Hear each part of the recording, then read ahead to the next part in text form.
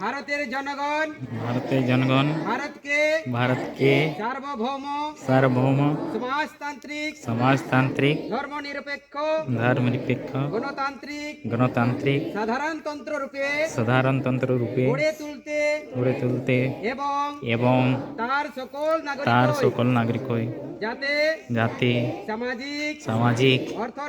অর্থনৈতিক ও রাজনৈতিক ন্যায় বিচার মত প্রকাশ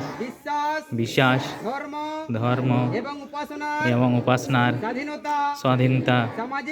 সামাজিক প্রতিষ্ঠা অর্জন ও সুযোগের সমতা প্রতিষ্ঠা এবং তাদের সকলের মধ্যে ব্যক্তির মর্যাদা এবং জাতীয় ঐক্য ও সংহতি সুনিশ্চিতকরণের মাধ্যমে তাদের মধ্যে যাতে ভ্রাতৃত্বের ভাব গড়ে ওঠে তার জন্য সত্যনিষ্ঠার সঙ্গে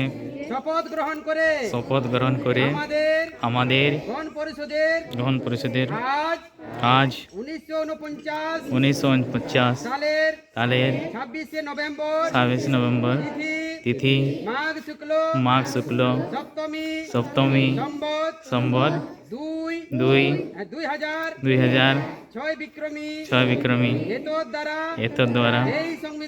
এই সংবিধান গ্রহণ বিধিবদ্ধ এবং নিজের অর্পণ করছি। জয় হিন্দ।